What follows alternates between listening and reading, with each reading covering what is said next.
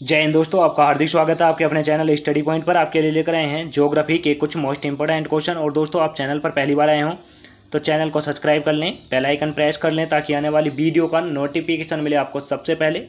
और दोस्तों, वीडियो अच्छी लगे तो अपने दोस्तों में ज़रूर शेयर करें। और इससे पहले की वीडियो आपने ना देखी हो तो हमारी प्लेलिस्ट से जाकर इससे पहले की वीडियो देख सकते हैं। और दोस्तों, हमारे चैनल पर शाम 5 बजे आपको ज्योग्राफी या स्टैटिक जीके की क्लास मिल जाएगी। और दोस्तों, इससे पहले की ज्योग्राफी की क्लासेज आपने ना देखी हो तो हमारी प्लेलिस्ट से जाकर ज़रूर देखें। इससे पहले की 15 क्लासेज हो चुकी हैं, यह 16वीं क्लास है।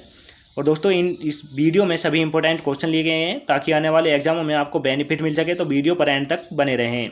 इसी के साथ चलते हैं आज की वीडियो के पहले प्रश्न की ओर। जैसे कि आज की वीडियो का पहला प्रश्न है, निम्नलिखित देशों में से किस एक की आयु संभावित सबसे अधिक है। तो दोस्तों, इन देशों में से कौन से देश की एक देश की संभावित आयु सबसे अधिक मानी गई है। तो दोस्तों, इसके ऑप्शन नंबर ए में दे रखा है कनाडा, ऑप्शन नंबर बी में दे रखा है सिंगापुर, ऑप्शन नंबर सी में दे रखा है जापान, ऑप्शन नंबर डी में दे रखा है स्वीडन।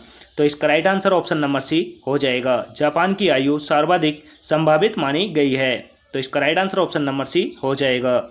इसी के साथ चलते हैं अगले प्रश्न की ओर। जैसे कि अगला प्रश्न है, एशिया में मातृ मृत्यु दर उच्चतम है। तो दोस्तों, एशिया के कौन से देश में मातृ मृत्यु दर उच्चतम है। तो दोस्तों, इसका राइट आंसर हो जाएगा बांग्लादेश। यह बांग्लादेश में है, तो इसका right answer option number A हो जाएगा।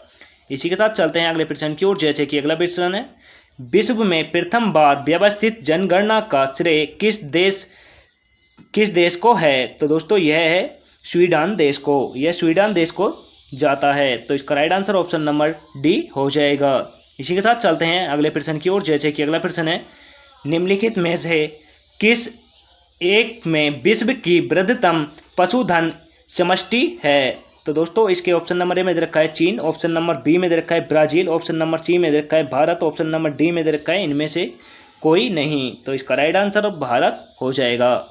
तो दोस्तों, भारत में वृहत्तम पशुधन समष्टि है, तो इसका right answer option number C हो जाएगा। इसी के साथ चलते हैं अगले प्रश्न की ओर। जैसे कि अगला प्रश्न है, दक्षिण एशिया का सबसे घना बसा देश है। तो दोस्तों, दक्षिण एशिया का सबसे घना बसा देश कौन सा है। तो इसके ऑप्शन नंबर ए में दे रखा है भारत, ऑप्शन नंबर बी में दे रखा है श्रीलंका, ऑप्शन नंबर सी में दे रखा है मालदीव, ऑप्शन नंबर डी में दे रखा है बांग्लादेश। तो दोस्तों, दक्षिण एशिया का सबसे घना बसा देश बांग्लादेश है, तो इसका right answer option number D हो जाएगा।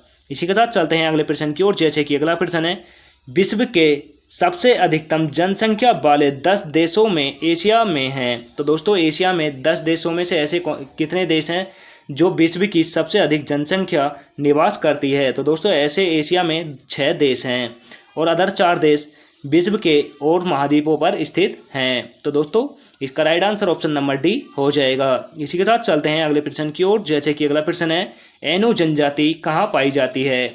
तो दोस्तों, एनु जनजाति कहाँ पाई जाती है। इसके ऑप्शन नंबर ए में दे रखा है ईरान, ऑप्शन नंबर बी में दे रखा है पाकिस्तान, ऑप्शन नंबर सी में दे रखा है फ्रांस, ऑप्शन नंबर डी में दे रखा है जापान।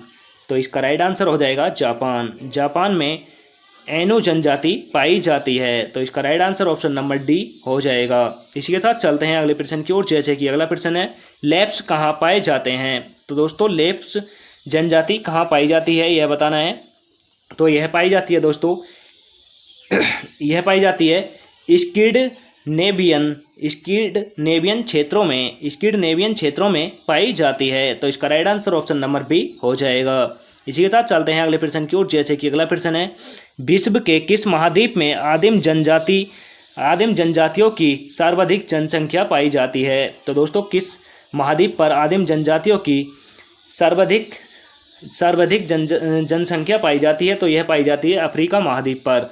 अफ्रीका महाद्वीप पर आदिम जनजाति सर्वाधिक पाई जाती है, तो इसका right answer option number B हो जाएगा। इसी के साथ चलते हैं अगले प्रश्न की ओर। जैसे कि अगला प्रश्न है, यूर्त किस जनजाति का घर है। तो दोस्तों, यूर्त जो है एक घर है, यह किस जनजाति का घर है यह बताना है। तो यह है दोस्तों, इसका राइट आंसर हो जाएगा किरगिज जनजाति का घर यूर्त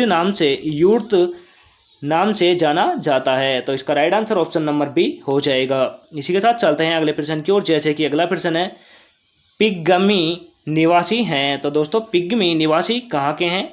तो इसका राइट आंसर हो जाएगा दोस्तों ऑप्शन नंबर ए, यानी अफ्रीका के। पिग्मी अफ्रीका महाद्वीप के निवासी हैं। तो इसका right answer option number A हो जाएगा। इसी के साथ चलते हैं अगले प्रश्न की ओर, जैसे कि अगला प्रश्न है, पिग्मी कहाँ की आदिम शाकाहारी एवं भोजन एकमात्र करने वाले लोग हैं। तो दोस्तों यह मध्य अफ्रीका के लोग हैं। तो इसका right answer option number A हो जाएगा। इसी के साथ चलते हैं अगले प्रश्न की ओर, जैसे कि अगला प्रश्न है, किस जनजाति के लोग दूध को ताज़ा न पीकर उसे खट्टा करके पीते हैं। तो दोस्तों ऐसी कौन सी जनजाति के लोग हैं जो दूध को ताज़ा ना पीकर उसे खट्टा कर कर पीते हैं। तो दोस्तों यह हैं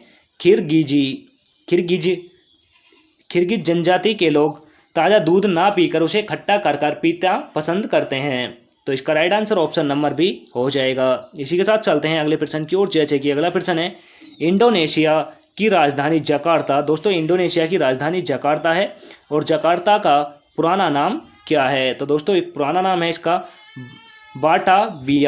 बाटाबिया इसका पुराना नाम है। तो इसका right answer option number B हो जाएगा। तो दोस्तों इंडोनेशिया की राजधानी जकार्ता है, यह भी नोट कर लें, और जकार्ता का पुराना नाम बाटाबिया है। तो दोस्तों यह वेरी इंपॉर्टेंट क्वेश्चन हो जाएगा, इसे जरूर नोट करते चलें। इसी के साथ चलते हैं अगले प्रश्न की ओर, जैसे कि अगला प्रश्न है, किस देश को वनों का देश कहा जाता है। तो दोस्तों किस देश को वनों का देश कहा जाता है। तो इसके ऑप्शन नंबर ए में दे रखा है रूस, ऑप्शन नंबर बी में दे रखा है ब्राज़ील, ऑप्शन नंबर सी में दे रखा है सूरीनाम, ऑप्शन नंबर डी में दे रखा है कांगो प्रजातंत्र गणतंत्र। तो दोस्तों इसका राइट आंसर हो जाएगा ऑप्शन नंबर डी, कांगो प्रजातांत्रिक गणतंत्र, यानी इसका right answer option number D हो जाएगा। कांगो प्रजातांत्रिक गणतंत्र को वनों का देश भी कहा जाता है। इसी के साथ चलते हैं दोस्तों अगले प्रश्न की ओर, जैसे कि अगला प्रश्न है, यूरोप के किस देश को लघु यूरोप कहते हैं। तो दोस्तों यूरोप के किस देश को लघु यूरोप कहते हैं। इसके ऑप्शन नंबर ए में दे रखा है फ्रांस, ऑप्शन नंबर बी में दे रखा है Great Britain, option number C में दे रखा है स्पेन, ऑप्शन नंबर डी में दे रखा है जर्मनी। तो दोस्तों फ्रांस को लघु यूरोप भी कहते हैं। तो इसका right answer option number A हो जाएगा। इसी के साथ चलते हैं अगले प्रश्न की ओर, जैसे कि अगला प्रश्न है, चलते सूर्य का देश निम्न में से किसे कहा जाता है। तो चलते सूर्य का देश किसे कहा जाता है। इसके ऑप्शन नंबर ए में दे रखा है नॉर्वे, ऑप्शन नंबर बी में दे रखा है वियतनाम, ऑप्शन नंबर सी में दे रखा है फिलिपीन, ऑप्शन नंबर डी में दे रखा है जापान। तो दोस्तों चढ़ते सूर्य का देश जापान को कहा जाता है। तो इसका right answer option number D हो जाएगा। और दोस्तों डूबते सूर्य का देश नॉर्वे को कहा जाता है। और अर्धरात्रि के सूर्य का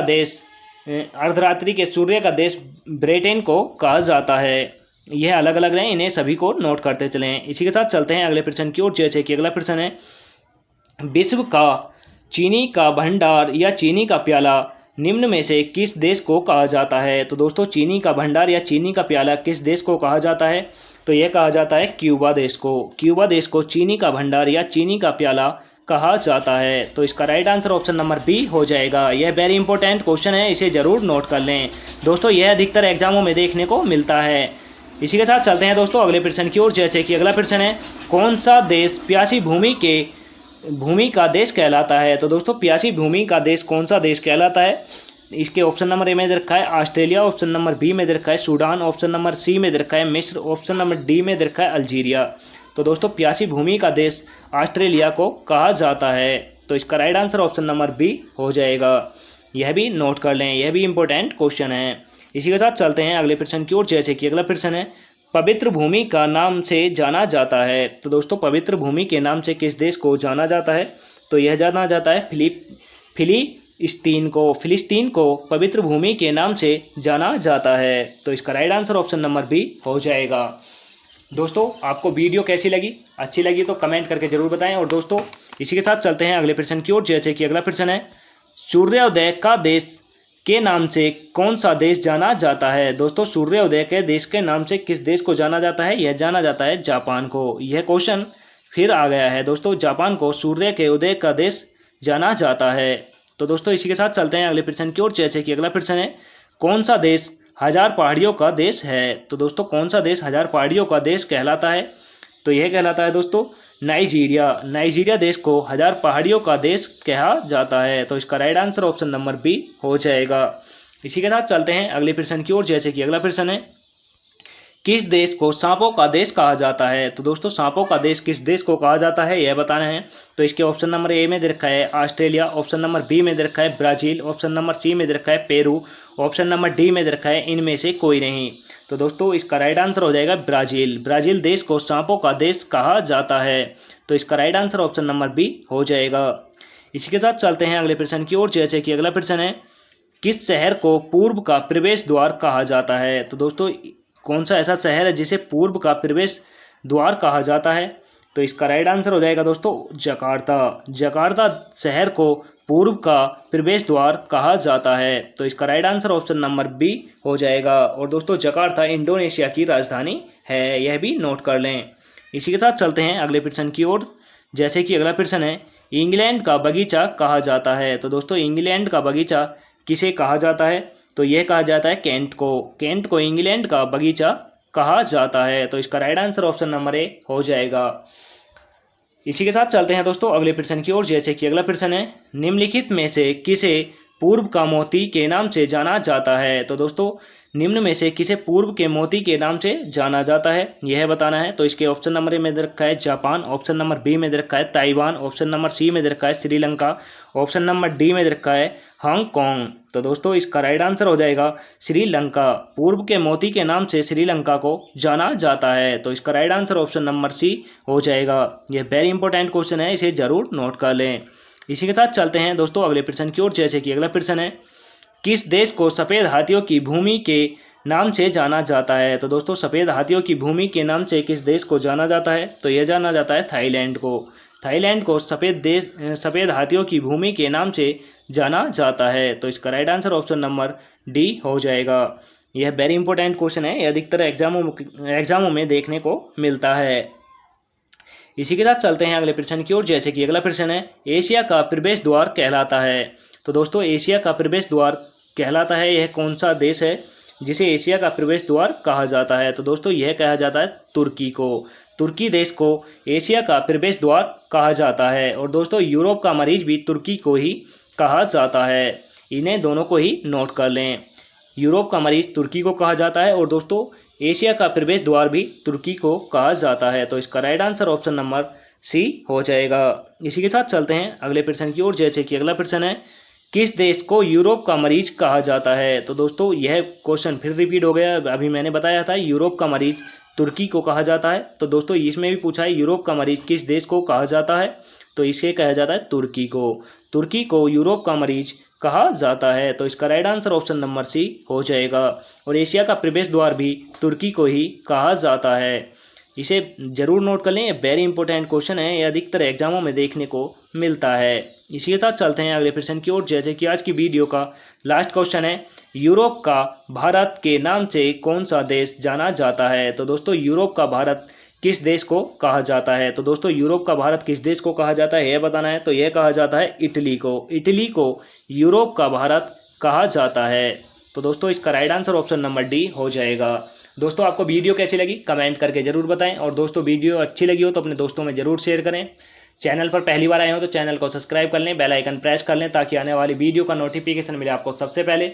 और दोस्तों वीडियो पर एंड तक बने रहने के लिए धन्यवाद। मिलते हैं नेक्स्ट वीडियो में। जय हिंद, वंदे मातरम।